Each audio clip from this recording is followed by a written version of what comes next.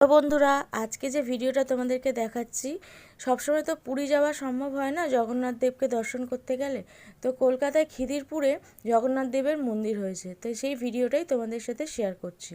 দেখো, জগন্নাথ দেবের মন্দিরে দুদিকে সিঁড়ি আছে। এদিক দিয়ে যেটা দেখছো এটা হচ্ছে নামার সিঁড়ি, এটা দিয়ে সবাই নামছে, আবার কেউ কেউ উঠছেও, সেটা যার যার ব্যাপার, কিন্তু বেশিরভাগই নামছে। আর এদিক দিয়ে হচ্ছে ওঠার সিঁড়ি। দুদিকে সিস্টেমটা করেছে যাতে ভিড় ধাক্কাধাক্কিটা না হয়, সিস্টেমটা খুবই সুন্দর। গেট থেকে ঢুকি এই যে পুজোর সাময়িকের জন্য জিনিসপত্র কিনছে লোকে। এই হচ্ছে তুলসী মাতা। তুলসী মাতা সবাই প্রদীপ আর ধূপ জ্বালিয়ে আরতি করে। এবার দেখো, ভক্তিটা হচ্ছে যার যার ব্যাপার, কেউ করে কেউ করে না। আমি যতবার গেছি ততবারই ওনাকে ধূপ আর প্রদীপ দিয়ে আরতি করেছি। ওই যে হলুদ থাম্বেলটা যেটা দেখছো ঘরটা, ওখানে কীর্তন হয়। ওখানে সবসময় ওখানটা গেলে কীর্তন দেখতে পাওয়া যায়।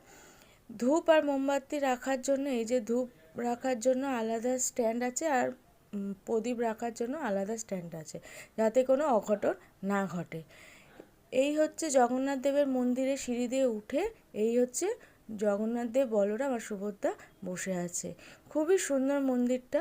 তোমরা সবাই যারা যারা যাওনি গিয়ে দেখে এসো।